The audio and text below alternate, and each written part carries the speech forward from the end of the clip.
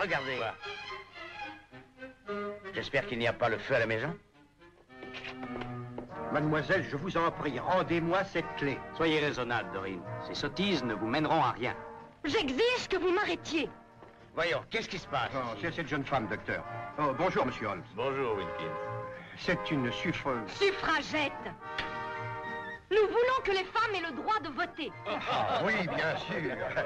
Elle et plusieurs autres suffragettes ont envahi la maison de monsieur Charles Pimpleton et ont essayé de lui faire signer une pétition. Pimpleton, voyons, c'est bien le député qui habite là, au coin de la rue. C'est lui, monsieur. Nous allions les faire circuler quand cette jeune femme s'est échappée et s'est mise les menottes elle-même, monsieur.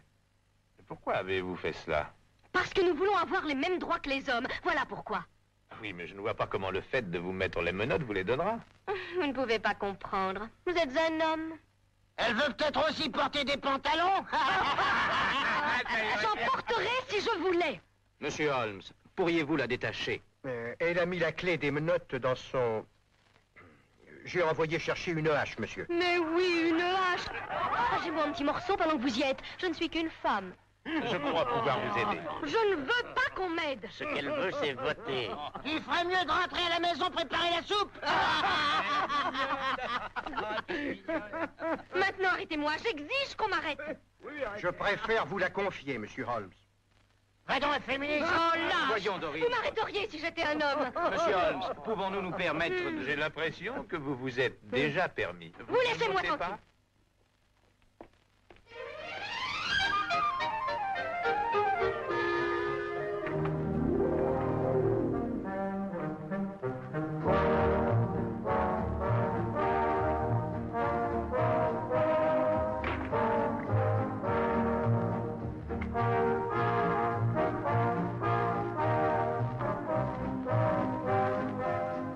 Permettez-moi de nous présenter. Voici ma fiancée, Miss Dorine Meredith. Première secrétaire de la Ligue du droit de vote pour les femmes. Enchanté de faire votre connaissance, Miss Meredith. Et je suis Henry Travers, premier secrétaire de Monsieur Pimpleton. Ah oui, oui, je crois me rappeler que c'est Monsieur Pimpleton qui a conduit l'attaque à la Chambre contre la pétition des suffragettes le jour où elle a été rejetée. Et il faut l'avouer, très très nettement rejetée. Oui, cette espèce de vieux fossile. Il se mordra les doigts. Je veux que vous quittiez cette ligue du droit de vote pour les femmes. Elle est dangereuse. Oui, il est certain qu'elle a ses inconvénients, Monsieur Travers. Mais je ne crois pas qu'elle soit réellement dangereuse. Vous ne trouvez pas les bombes dangereuses, Monsieur Holmes? Allez-vous prétendre qu'elles emploient des bombes? Oh, rien qu'une toute petite. Boris et moi, nous voulions faire sauter un lion. Ma chère enfant, on ne fait pas sauter les lions, on les tire au fusil. Qui est Boris? Un anarchiste. Un anarchiste. C'est un chou qui ne ferait pas de mal à une mouche. Faire sauter des lions, des anarchistes. Je me demande quelquefois où va l'Angleterre moderne. Peut-être que Miss Meredith aura la bonté de nous renseigner sur ce point. Eh bien, toute l'affaire a commencé au cours de la dernière réunion de la Ligue. Miss Agatha Axton, notre présidente, dirigeait les débats. Silence, silence, mesdames. J'ai pris sur moi de vous réunir afin que nous examinions les moyens d'effacer la défaite que nous avons subie cette semaine. Comme vous le savez, l'honorable... honorable... Quand je pense qu'il est mon cousin, je n'insiste pas. Charles Pimpleton rallia les forces antiféministes du Parlement et fit rejeter notre pétition par la dérisoire majorité de 347 voix contre une. Mesdames, l'heure est venue d'agir. Nous ne devons plus nous laisser humilier. Qu'aurait fait Jeanne d'Arc dans ce cas? Qu'aurait fait Catherine de Russie? Elles auraient attaqué. Elles auraient fait sauter quelque chose. Faire sauter quelque chose?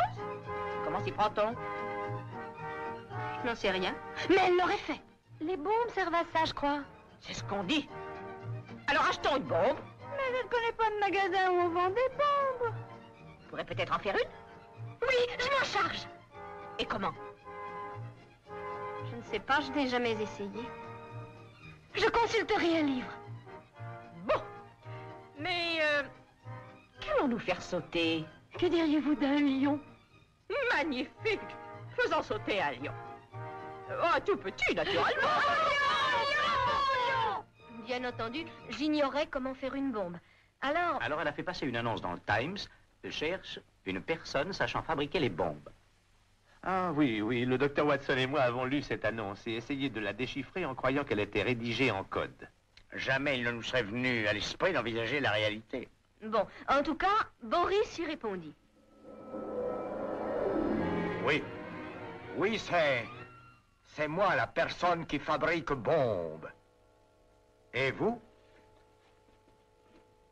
Vous êtes qui a fait passer annonce? Oui, c'est moi. Je suis heureuse que vous ayez répondu, monsieur. Monsieur... Turgov. Boris Turgov. Vous savez réellement comment faire une bombe, monsieur Turgov? À travers le monde, j'ai semé mes bombes. Bombes grosses et aussi petites. Bombes qui font brrr et bombes qui font...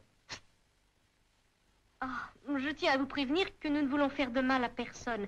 Nous désirons seulement faire sauter un des lions de Trafalgar Square. Je crois qu'une petite bombe suffirait, une qui fait...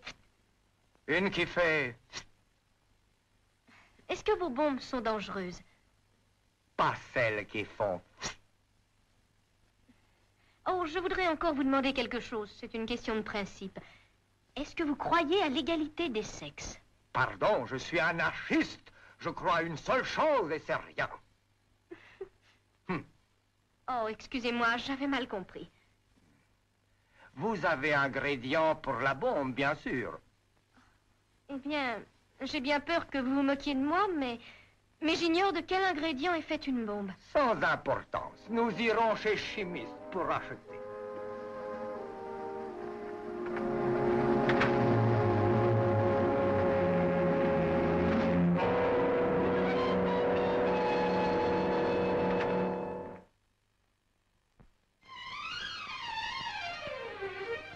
Et voilà, monsieur, tous les produits demandés.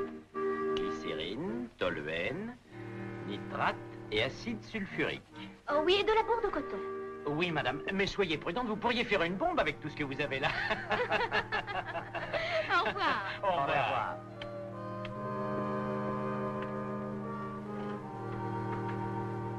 Glycérine, toluène, nitrate et acide sulfurique. Acide, bourre de coton. Mon Dieu, on ne peut fabriquer qu'une seule chose avec ça, une bombe.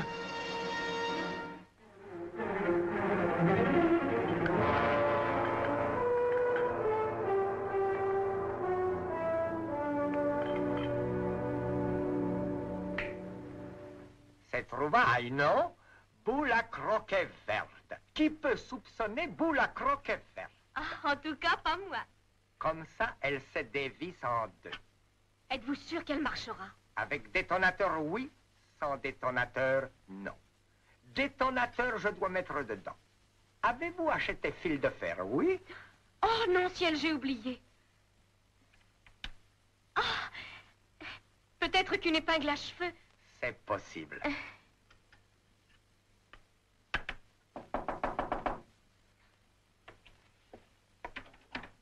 Bonjour, chérie.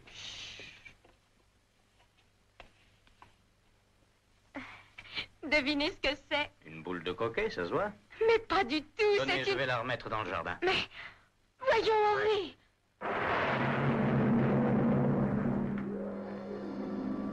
Mais, par bonheur, Boris s'était trompé de formule et il n'y eut qu'une petite explosion. Et alors, vous avez fait une autre bombe avec une boule de croquet? Ah oui, nous nous mîmes à y travailler immédiatement. Mais où est-elle? Ici. Maureen! Grand Dieu, ôtez-lui ça des mains, Holmes. Elle n'explose que si on la frappe très fort. Pourrais-je la voir, Miss Meredith?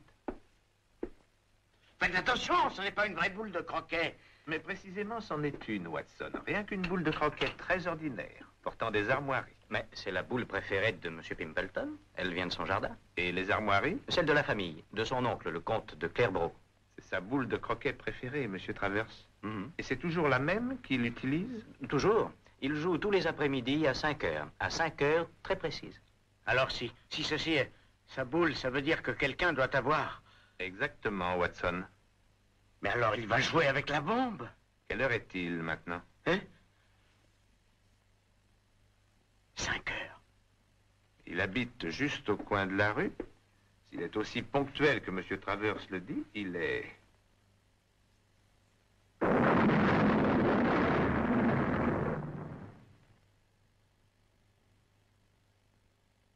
Il l'est, oui.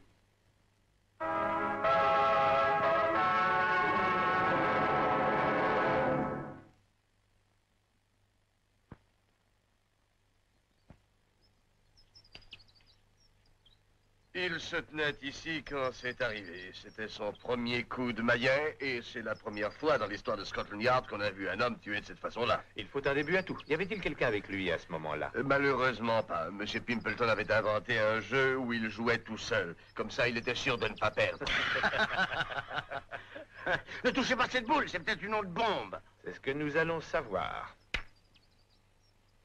Aucun autre indice, Lestrade? Eh bien, il a reçu une délégation ici, dans ce jardin. Ah oui, il me semble avoir entendu parler de ça. Une jeune fille appelée Doreen Meredith lui a présenté une pétition de suffragette. Doreen Meredith. Un bien joli nom. Oui, ravissant. Vous ne croyez tout de même pas que ces femmes l'ont tué parce qu'il a fait rejeter leur pétition par la Chambre? Vous permettez que j'essaie à mon tour? Vous savez, ces suffragettes sont capables de tout. Mais ces garçons ne sont pas en ligne. C'est pas ça, Lestrade. Vous avez mal attaqué la boule, regardez. Tuer un coup de bombe me semble un peu exagéré, même pour les suffragettes. Pas plus que leur envie d'obtenir le droit de vote. Oh, pourquoi ne pas leur accorder? Elles n'en font pas un pire usage que les hommes. Ah, bonjour. Bonjour, monsieur. Voici M. Travers, secrétaire privé de M. Pimpleton. M. Holmes, le Dr. Watson. Oui, j'ai Très déjà... heureux, monsieur Travers. Vous avez déjà quoi? J'ai déjà vu monsieur Holmes du haut de la fenêtre.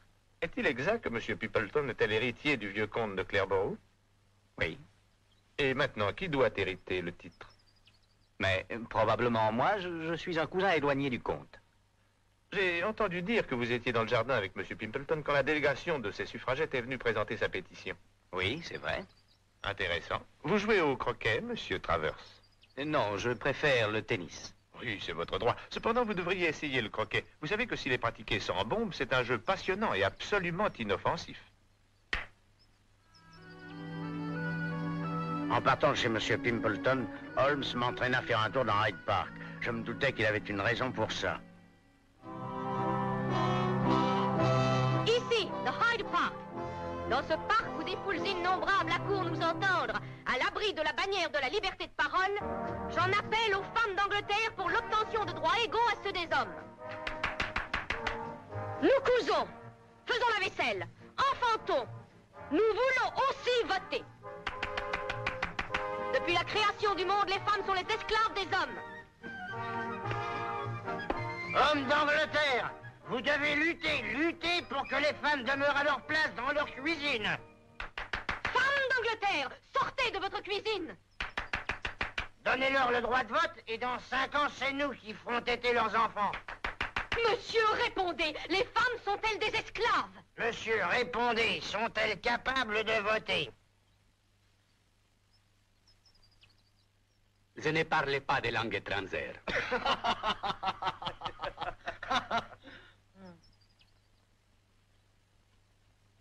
Que faites-vous ici au lieu de travailler, espèce Et d'homme? donc vous, ne me parlez pas sur ce ton-là. Gardez vos distances, s'il vous plaît, ou allez faire vos discours ailleurs. Je me préparais à partir, justement. Je préfère éviter les promiscuités masculines. Ah, liberté de parole. Si vous dites quelque chose de déplaisant aux hommes, ils vous disent d'aller parler ailleurs. Voyez-vous, Miss Meredith, comme tous les prophètes, vous êtes en avance sur votre temps. Et méconnu dans votre propre patrie. J'aimerais vous poser quelques questions sur Boris Turgoff. Oh, pauvre Boris, il ne me pardonnera jamais de l'avoir entraîné dans cette histoire. Il est si gentil, si innocent.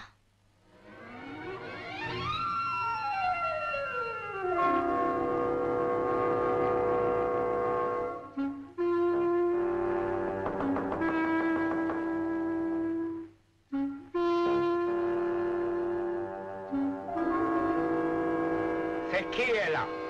Sherlock Holmes, Vous voulez quoi? avoir un petit entretien amical avec vous, monsieur Turgoff.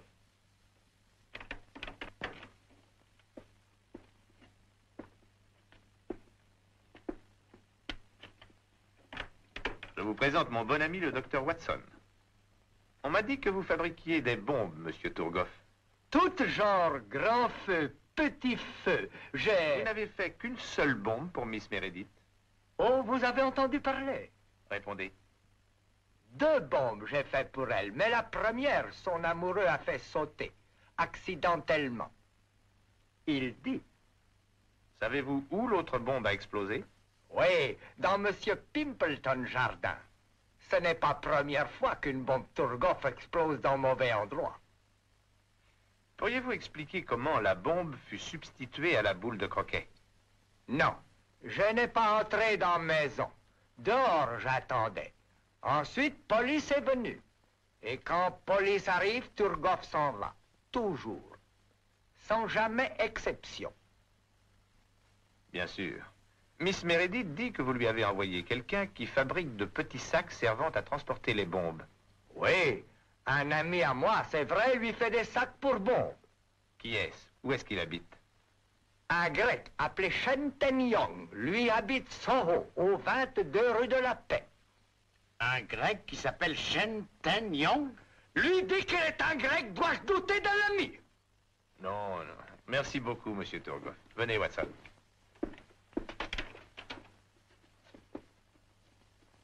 Monsieur Turgoff, je ne fabriquerai plus de bombes à votre place. Scotland Yard a l'œil sur vous.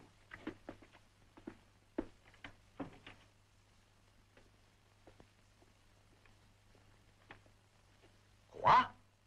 Plus bombe? Qu'est-ce que je ferais alors? Peut-être bien sac en papier rempli d'air? Pourquoi pas?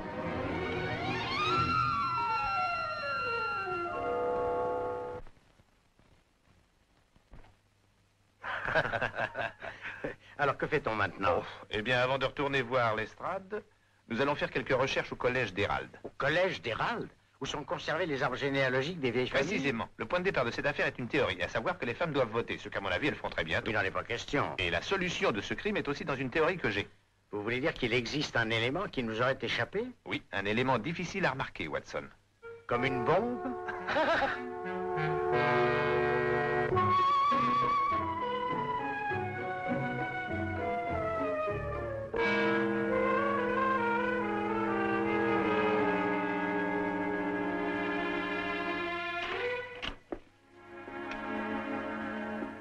Ah, Holmes. Docteur Watson. Bonjour. Quelle magnifique journée. Oh, l'estrade, vous semblez très content de vous. Et je l'avoue, Holmes, je le suis. Je vais vous offrir un échantillon du travail de Scotland Yard. Sans expérience ridicule, rien que du bon et solide travail de police. Excusez-moi, Docteur Watson. Faites-les entrer. Bien, monsieur.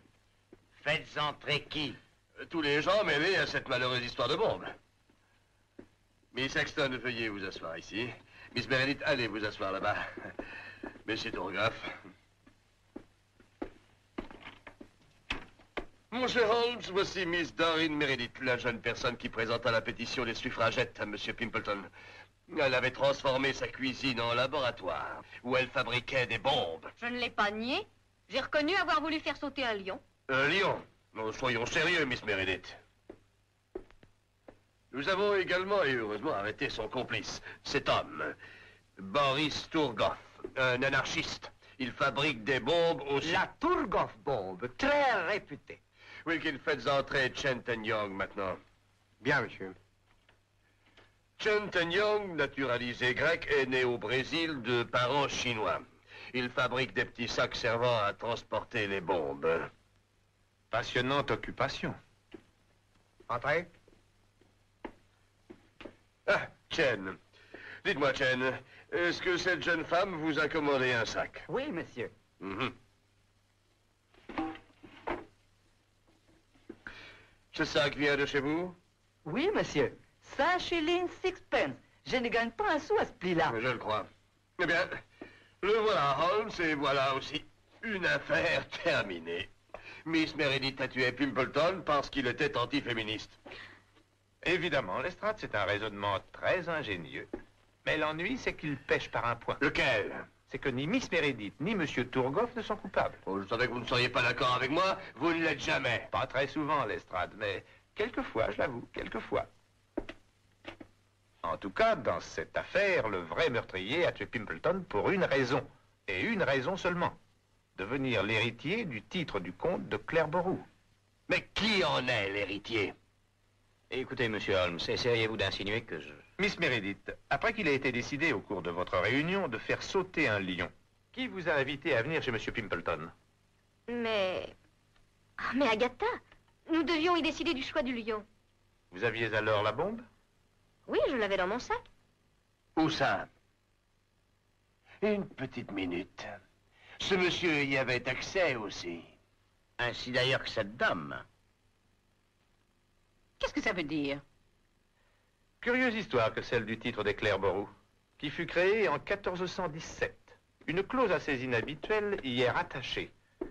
Une fois, et rien qu'une fois, le titre peut passer à une femme, si cette femme est l'aînée des héritiers, ce qui ferait d'elle automatiquement une comtesse. Le fait ne s'est jamais produit dans l'histoire du titre, du moins jusqu'à présent. Je suis le premier héritier mâle de la famille. Mais Agatha est mon aînée. Je refuse de rester ici. Watson? Merci. Vous remarquerez, Lestrade, que ce sac est identique à celui de Miss Meredith. Jane, voyons, qui vous a commandé ce second sac? Cette femme, monsieur. Jen, pourquoi ne m'en avez-vous rien dit, hein? Vous pas demandé, monsieur. C'est monsieur, lui, a demandé. L'échange fut donc des plus simples et prémédité naturellement. Voyons, Miss Saxton, je ne peux pas croire. Je préfère m'en aller.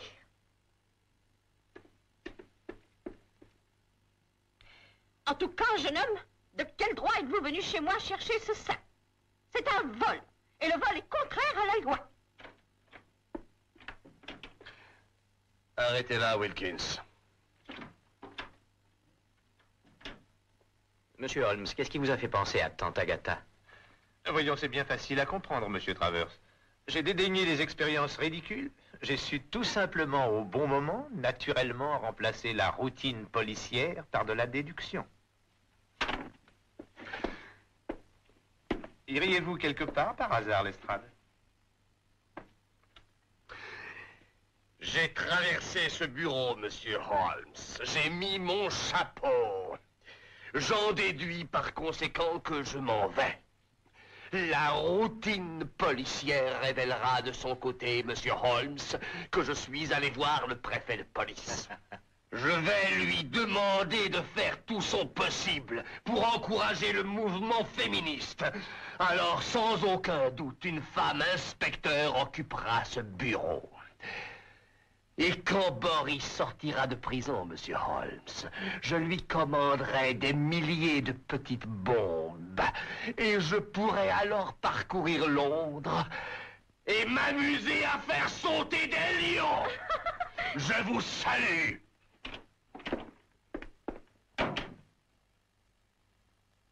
Vous savez, Holmes, je lui trouvais très mauvaise mine depuis quelques jours. Je crois qu'il devrait se reposer. Oui, Watson. Oui, au moins 1 an ou 2.